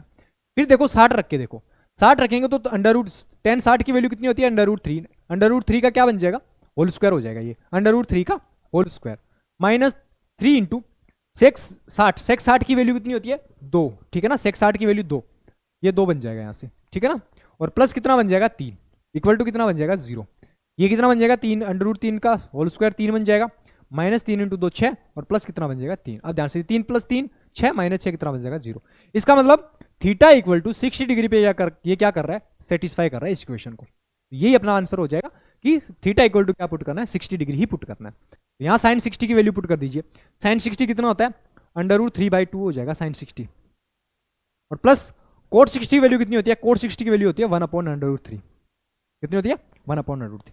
एलसीएम ले लीजिए, कितना बन जाएगा √3 इंटू √3, 3 + 1 कितना बन जाएगा, ऊपर तो 4 बन जाएगा, 4/2 3 + 2 5, 5/2 यहाँ से एलसीएम आ जाएगा। लेकिन इस तरह का आंसर नहीं दे रखा, इसका मतलब √3 डिनोमिनेटर से हटाया गया, तो ऊपर नीचे √3 से मल्टीप्लाई कर दो, ये कितना बन जाएगा 5/√3 अपॉन √3 इंटू √3 3 बन जाएगा, 3 × 2 कितना बन जाएगा 6। ये अपना करेक्ट आंसर हो जाएगा। कौन सा ऑप्शन है 63 नहीं, ऑप्शन ए करेक्ट हो जाएगा इसमें, ठीक है ना। कुछ नहीं करना, वैल्यू पुट करनी है बस। चलिए नेक्स्ट देखिए, एक ऊर्ध्वाधर खंभा और एक ऊर्ध्वाधर मीनार एक ही समतल भूमि पर इस प्रकार खड़ी है कि खंभे के शीर्ष से मीनार के शीर्ष का उन्नयन कोण 60 डिग्री है और मीनार के तल का अवनमन कोण 30 डिग्री हो, तो खंभे और यदि खंभे की जो आपको ऊंचाई है वो कितनी देर की है 24 मीटर देर की हो, तो मीनार की ऊंचाई कितनी होगी वो आपको बतानी है। ध्यान से देखिए, मीनार बड़ी होती है, खंभा छोटा होता है, ठीक है ना, ये ध्यान में रखें। देखिए क्या बोला कि ऊर्ध्वाधर खंभा और एक ऊर्ध्वाधर मीनार एक ही समतल भूमि पर खड़े हैं, ठीक है ना, मतलब दोनों का जो सरफेस है वो प्लेन है, ठीक है ना, एक ही साइड में। खंभे के शीर्ष से मीनार के शीर्ष का उन्नयन कोण, ये उन्नयन कोण हो गया जो ऊपर से देखते हैं अपन नीचे, तो नीचे से ऊपर देखते हैं वो कितना हो जाएगा 30 डिग्री, सॉरी कितना दे रखा है 60 डिग्री दे रखा है, ये आपको 60 डिग्री दे रखा है, ठीक है। दूसरा रिलेशन आपको दे रखा है कि मीनार के तल का अवनमन कोण आपको दे रखा है कितना, मीनार के तल का अवनमन कोण आपको दे रखा है 30 डिग्री। अवनमन कोण जो नीचे की तरफ देखते हैं वो है, मीनार का तल ये, इसका अवनमन कोण ये हो जाएगा 30 डिग्री अवनमन कोण। ये देखिए ये दोनों पैरेलल है, यदि ये 30 है तो ये वाला भी कितना बन जाएगा फिर 30 डिग्री ही बन जाएगा, ठीक है, कोई दिक्कत वाली बात नहीं है। ठीक है, अब देखिए आपको दे क्या रखा है कि खंबे की ऊंचाई वो 24 है, खंबे की ऊंचाई आपको 24 मीटर दे रखी है, खंबे की ऊंचाई आपको 24 मीटर दे रखी है, तो मीनार की ऊंचाई ये वाली आपको फाइंड करनी है। ध्यान से देखिए, पहले ये वाला एक ट्रायंगल बन रहा है, इसमें ये 90 डिग्री है, ये वाला भी इसमें 90 डिग्री हो जाएगा, ये 90 डिग्री है। 30 के सामने क्या होता है साइड का रेशियो कितना, एक, कलर चेंज कर लेते, यदि 30 के सामने साइड एक हो तो उस कंडीशन में 60 के सामने कितनी होती है √3 और 90 के सामने कितनी होती है 1 होती है, सॉरी 2 होती है। ये तो होता है रिलेशन। इसका मतलब 1 यूनिट की आपको 24 दे रखी है, तो 3 यूनिट की वैल्यू कितनी हो जाएगी 24 √3, √3 की वैल्यू 1 यूनिट की वैल्यू आपको 24 दे रखी है, तो √3 यूनिट की वैल्यू कितनी हो जाएगी 24 √3 होगी। चाहे आप साइन थीटा टेन थीटा का वैल्यू निकाल के वहां से भी आप इसको निकाल सकते हैं, ठीक है ना। अब ध्यान से देखिए अपने पास ये आएगी 24 √3, इसका मतलब ये वाली भी साइड कितनी रही होगी, ये दोनों बराबर है तो ये वाली भी कितनी रही होगी 24 √3 ही रही होगी, 24 √3। इसमें देखिए 60 के सामने की साइड कितनी होती है हमेशा √3, 90 के सामने कितनी होती है 1 2, और ये 30 एंगल है तो ये 30 के सामने कितनी हो जाएगी 1। 1 यूनिट की वैल्यू आपको 24 √3 दे रखी है, आपको ये वाली हाइट निकालनी है, तो √3 की 1 यूनिट की वैल्यू आपको 24 √3 दे रखी है, तो आपको √3 यूनिट की वैल्यू निकालते हो, √3 की वैल्यू कितनी हो जाएगी 24 इंटू √3 इंटू √3 कितना हो जाएगा √3 का होल स्क्वायर, ये कितना हो गया 24 इंटू 3 72। इसका मतलब क्या हो गया, ये वाली साइड है वो कितनी आ गई अपने पास 72 आ गई, ये वाली साइड कितनी आ गई 72 आ गई, यहां से लेकर यहां तक की जो लेंथ है वो 72 आ गई। हमें निकालने मीनार की पूरी ऊंचाई निकालनी है, तो 72 मीटर तो ये हो गया, प्लस इसमें ये वाली और ऐड कर देंगे, ये वाली जो 24 है इसके बराबर हो जाएगी, ये वाली 24 इसके बराबर होगी, ये 24 ऐड कर देंगे कितना हो जाएगा 96 मीटर हो जाएगा इसमें। तो मीनार की जो ऊंचाई वो कितनी हो जाएगी 96 मीटर। कौन सा ऑप्शन, ऑप्शन सी करेक्ट हो जाएगा इसमें।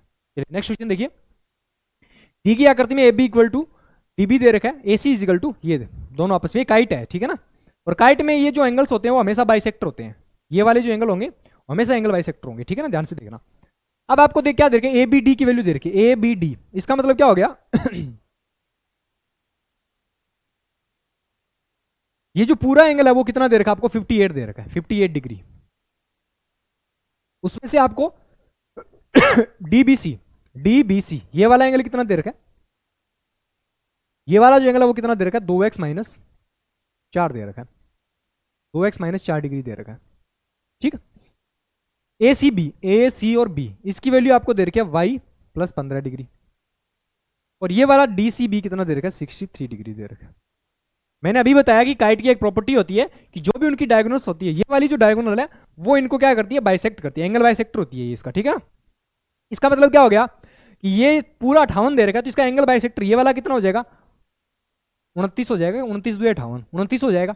इसका मतलब क्या हो गया कि 2x - 4 की वैल्यू आपको कितनी दे रखी है, 2x - 4 डिग्री की वैल्यू आपको कितनी दे रखी है 29 दे रखी है। यहाँ से 2x इक्वल टू कितना हो जाएगा 29 और 4 33 हो जाएगा।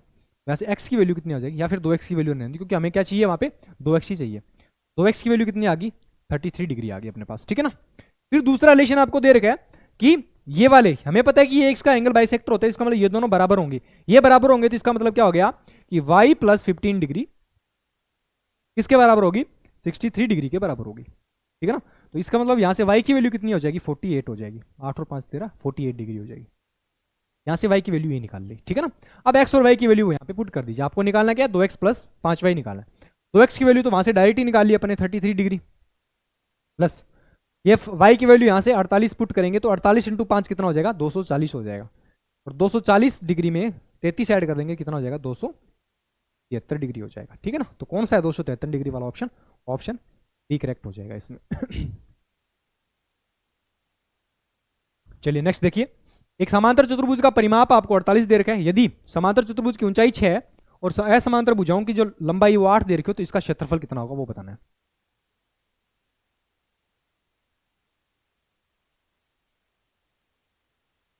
परिमाप आपको दे रखा है 48, असमांतर भुजाएं आपको दे रखी है कितनी, 8 8 है, 8 सेंटीमीटर ये भी 8 सेंटीमीटर है।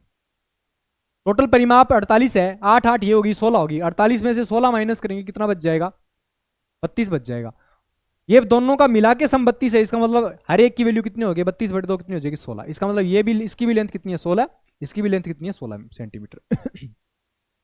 अब देखिए परिमाप 16 इंटू 16 32 हो जाएगा, 32 प्लस 8 कितना हो जाएगा, 48 हो जाएगा, ठीक है ना।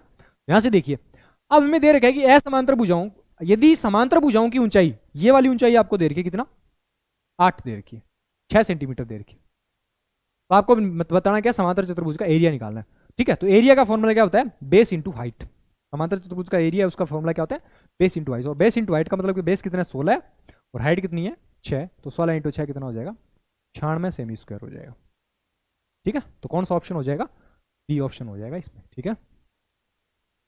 चलिए नेक्स्ट क्वेश्चन देखिए। दी गई आकृति में पी क्यू आर में एक अंतःवर्ती इस प्रकार खींचा गया है कि भुजाएं पी क्यू क्यू आर और आर पी क्रमशः डी ई एफ पर क्रमशः स्पर्श करते हैं। यदि भुजाओं की लंबाई P Q equal to 15 centimetre है, Q R equal to 11 centimetre है, और P R equal to 13 centimetre हो, तो पी डी की लंबाई क्या होगी वो आपको बतानी है। ठीक है, ध्यान से देखिएगा।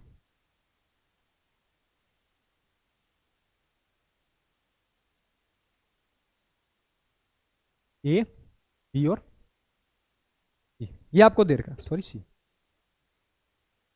दे रखा है, ठीक है। तो ये भी सी नहीं है।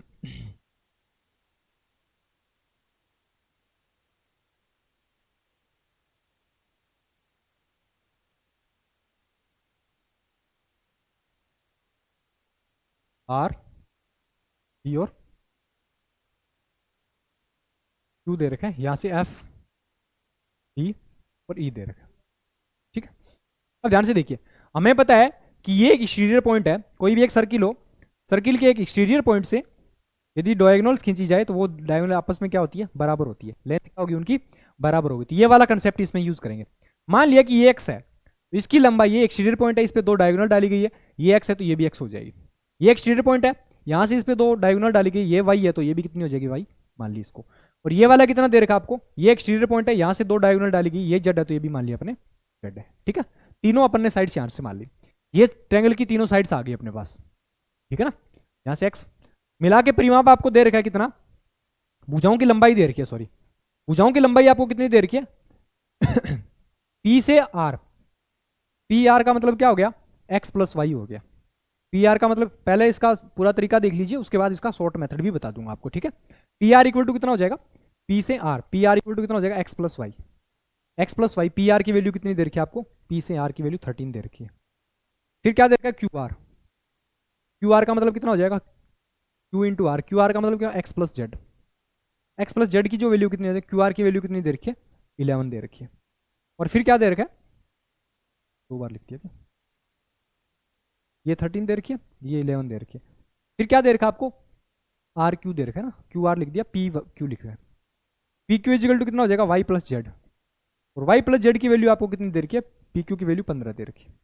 पहले क्या करो, आप इन तीनों को ऐड कर लीजिए, पहले इन तीनों को ऐड करेंगे तो कितना बन जाएगा, यहाँ से इधर तो बन जाएगा 2 into x plus y plus z equal to, ये कितना बन जाएगा 15 और 11 26, 26 और 13 कितना बन जाएगा 39, और 39 को 2 से डिवाइड करेंगे x plus y plus z equal to कितना बन जाएगा 39 कितना हो जाएगा 19.5 हो जाएगा, 19 और 1 x plus y plus z की वैल्यू कितनी आ गई अपने पास 19.5 आ गई। अब अपना टारगेट है जो भी आपको पूछा जाए वो निकाल सकते हैं अपन इससे, ठीक है ना। हमें पूछा क्या है कि पी से डी की लेंथ पूछी है, पी से डी कौन सी है, पी से डी ये वाली, इसका मतलब वाई की वैल्यू पूछी है, वाई की वैल्यू पूछी है। आपको दे क्या रखा है, यहां लिख रहे आपको दे रखा है x plus y plus z equal to 19.5 दे रखा है, ठीक है। आपको निकालना है ओनली वही, इसका मतलब एक्स और जेड को क्या करना है यहाँ से रिमूव करना है। एक्स और जेड को कैसे रिमूव कर सकते हैं, ये वाली वैल्यू यहाँ पे पुट कर दीजिए, x plus z equal to 11 put किया, ये x plus z equal to 11 put किया तो वाई इक्वल टू कितना हो जाएगा 11 इधर जाएगा तो 19.5 इधर जाके कितना हो जाएगा माइनस हो जाएगा, और वाई इक्वल टू कितना हो जाएगा 19.5 माइनस 11 कितना हो जाएगा 8.5 हो जाएगा। ये तरीका था पहला, ये पूरा मेथड के साथ हो गया, ठीक है ना।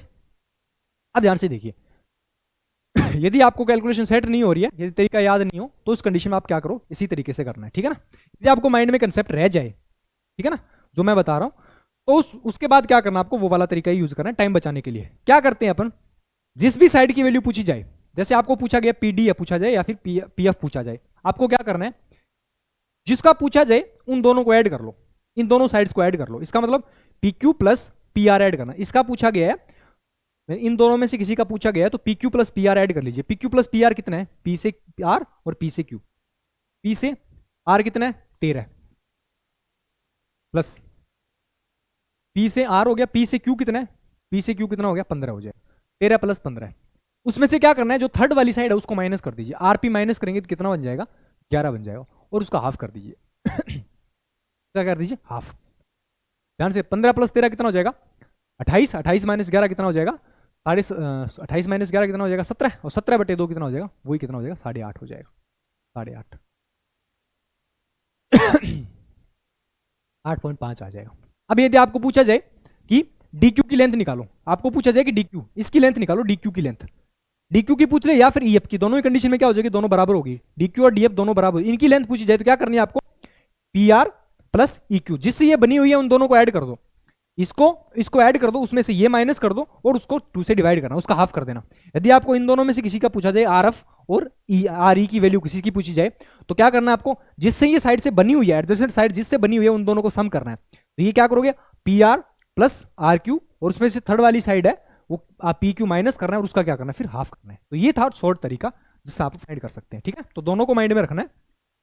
चलिए तो इस कंडीशन में ऑप्शन कौन सा सही हो जाएगा, इसमें डी ऑप्शन करेक्ट हो जाएगा। चलिए नेक्स्ट क्वेश्चन देखिए क्या दे रखा है एक त्रिभुज, सॉरी प्रत्येक 4 सेंटीमीटर त्रिज्या वाले 3 वर्ग वृत्त एक समबाहु त्रिभुज के शीर्ष को केंद्र मानते हुए बनाए गए हैं।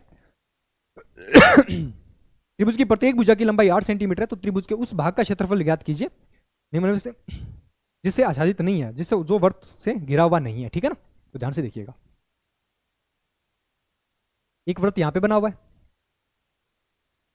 एक यहां पे बना हुआ है, और एक वृत्त ये वाला बना हुआ है यहाँ पे, ठीक है ना। ये कट नहीं रहे आपस में, ठीक है। ध्यान से देखना, हर एक की 4 है, रेडियस कितनी है 4 सेंटीमीटर, ये भी 4 है, ये भी 4 है, ये भी 4 है, ये भी 4 है, ये भी 4 है, ये भी 4, और साइड 8 दे रही है, इसका मतलब एक दूसरे से बाहर से टच कर रही है, ठीक है। हर एक की एंगल की वैल्यू कितनी हो जाएगी 60 डिग्री, ये भी 60 डिग्री है, ये भी 60 डिग्री। अपन क्या करेंगे, आपको ये वाला एरिया निकालना है, ये वाला जो आपको पूछा बीच वाला जो आपको दे रखा है, ये वाला जो एरिया वो आपको निकालना है यहाँ से, ये जो बीच वाला जो इससे घिरा हुआ नहीं है, ठीक है ना, ये वाला एरिया निकालना है, ठीक है। क्या करोगे, पूरे ट्रायंगल का एरिया निकालो, पूरे ट्रायंगल का area, area of triangle ABC,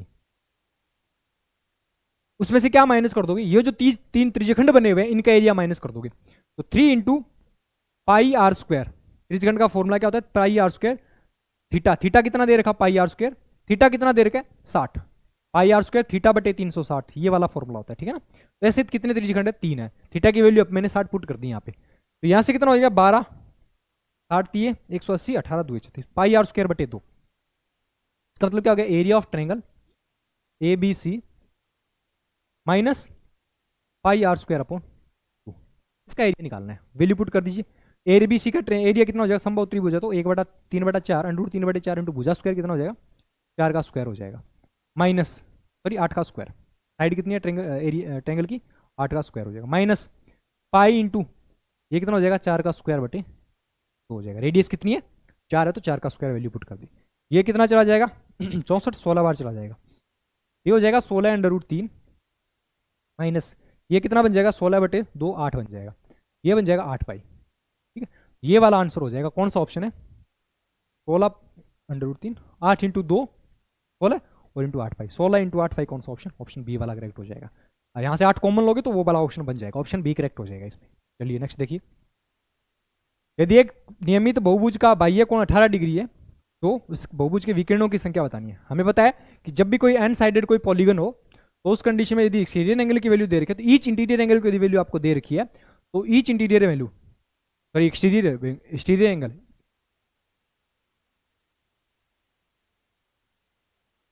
each exterior angle की वैल्यू क्या होती है 360 अपॉन साइड एन से डिवाइड कर दिया आपने, ये होती है। लेकिन हमें क्या दे रखा है ईच एक्सटीरियर एंगल की वैल्यू दे रखी है, आपको एन निकालना है।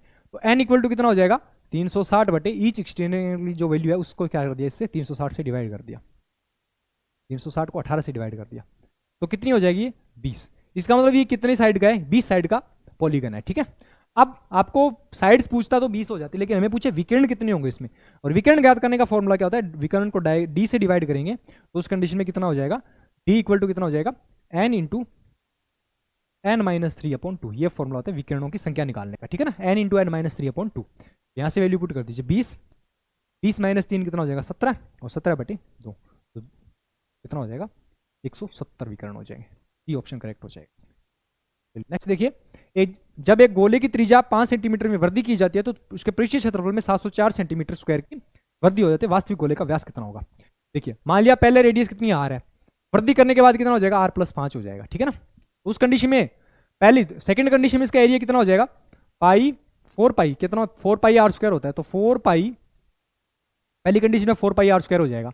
दूसरी कंडीशन में कितना हो जाएगा 4 पाई इंटू रेडियस कितनी है r+5 का होल स्क्वायर, और पृष्ठीय क्षेत्र में वृद्धि कितनी हो रही है इसका मतलब इसमें से इसमें को माइनस करेंगे तो 4 पाई इंटू r+5 का whole square minus 4 pi r square, और इसकी वैल्यू आपको कितनी दे रखी है 704 दे रखी। ठीक है, तो 4 पाई माइनस कॉमन ले लीजिए 4 पाई, यहां से r+5 का होल स्क्वायर ओपन करेंगे तो ये बन जाएगा r square plus 10r plus 25, और यहाँ क्या बन जाएगा माइनस का r स्क्वायर इजिकल टू कितना बच जाएगा 704 हो जाएगा। ठीक है, तो r स्क्वायर से r स्क्वायर कैंसिल हो जाएगा। 4 पाई की वैल्यू क्या लिख सकते हैं 22 इंटू 4 इंटू 22 बटे 7 इंटू ये हो जाएगा 10r प्लस 25 इजिकल टू 704। अब कैलकुलेशन करनी है, कुछ नहीं करना, 11 से 2 बार चला जाएगा, 11 6 66 11 4 44 हो जाएगा, 4 इंटू 2 8 8 का 8 बार चला जाएगा। ठीक है ना, तो यहाँ से 10r प्लस 25 इक्वल टू कितना हो जाएगा 8 7 56 हो जाएगा। 10r इक्वल टू कितना हो जाएगा 56 माइनस 25 कितना हो जाएगा 31, और r इक्वल टू कितना हो जाएगा r इक्वल टू हो जाएगा 3.1 centimetre. r equal to 3.1 centimetre होगा। हमें पूछा गया गोले का व्यास, और व्यास इसका डबल हो जाता है 31 का डबल कितना हो जाएगा 62 हो जाएगा, 6.2 हो जाएगा। 3.1 का डबल कितना हो जाएगा 6.2। यदि डायगोनल पूछता तो क्या होता 3.1 आता, हमें पूछा क्या सॉरी रेडियस पूछता तो 3.1 होता, लेकिन हमें पूछा क्या डायगोनल पूछा सॉरी डायमीटर पूछा तो इस कंडीशन में कितना हो जाएगा 6.2 हो जाएगा। चलिए नेक्स्ट क्वेश्चन देखिए, और लास्ट क्वेश्चन आज के सेशन का। हमें पूछा कि डीए का क्वेश्चन है, देखिए ध्यान से कि 2010 12 और 14 में डी द्वारा निर्मित हमें देगा रखा है ये तो कंपनी है। ठीक है ना, अवधि की 4 वस्तुओं एबीसीडी 4 निर्यात है करोड़ों में, और ये क्या है वर्ष दिए गए हैं, ये तो निर्यात इतने करोड़ रुपए का निर्यात कर रहे हैं और ये साल दे रखे। हमें बोला गया कि 10 12 14 में वस्तु डी का कुल निर्यात कितना होगा। पहले तो निकालो 10 में डी का देखना, फिर 12 में, और फिर कितना हो जाएगा 14 में। ठीक है, 3 में देख लिया अपने, कितना हो जाएगा 214 247 और 309, ये मिला के कितना हो गया 7 और 4 11 और 9 20 हो जाएगा। 2 4 और 5 और 1 6 4 5 और 2 7, ये कितना 2 2 4 3 7 770। इसका मतलब 770 हो गया इन तीनों में मिला के। अब पूछा गया फिर 2011 और 12 में सभी चारों का मिला के कितना हो जाएगा। 2011 में देखो कितना हो रहा है 2011 में देखो 4 4 8 और 2 10, 8 और 4 12 और 3 15 और 5 20 और 21 2 बार चला जाएगा। ठीक है ना, 2 कैरी हो जाएगा। 8 4 4 8 2, ठीक है। 2 2 4 2 6 2 8 और 1 9, 910 तो यहाँ से हो गया। फिर 2012 में पूछा है ना, 2012 में सभी 2012 में 5 8 5 13 और 13 और 7 20 हो जाएगा, 2 यहाँ से, ठीक है। 2 और 3 5 और 3 8 और 4 12 और 2 14, 1 यहाँ से हो जाएगा, ठीक है। 2 2 4 2 6 और 2 8, 840 यहाँ से हो जाएगा। यहाँ से दोनों का मिला के कितना हो जाएगा, 1750 हो जाएगा। दोनों का मिला के 1750 हो गया। और इन चारों का डी का इन चारों सालों में मिला के, तीनों सालों में मिला के कितना हो गया, 770 हो गया। हमें पूछा है कि जो ये डी का है 10 12 और 14 में कुल निर्यात 2011 से 12 में सभी 4 वस्तुओं कुल निर्यात का कितना परसेंट है। इसका मतलब क्या हो गया कि 770 है, वो 1750 का कितना परसेंट है वो आपको फाइंड करना है। और परसेंट में कन्वर्ट करने के लिए 2 से मल्टीप्लाई करते हैं यहाँ से, ठीक है ना। यहाँ लिख देते हैं 770 अपॉन 1750, 1750 इंटू 100, ठीक है। 10 से 10, 25 100 के 100, 25 7 175, 7 से 11 बार, और 11 इंटू 4 कितना हो जाएगा, 44। और वैसे भी अपन देख सकते थे ऊपर 770 आ रहा है, इसका मतलब 11 का मल्टीपल आ रहा है, और 11 का मल्टीपल एकमात्र ऑप्शन नहीं है, 2 भी है, ठीक है ना। तो ध्यान से देखना, चलो कैलकुलेशन करनी पड़ेगी इसकी। तो इसमें ऑप्शन क्या हो जाएगा, ऑप्शन ए करेक्ट हो जाएगा, ठीक है। तो ये थे मैथ्स के 25 क्वेश्चन। आई होप सेशन अच्छा लगा होगा। मिलते हैं अगले सेशन में। Thank you so much.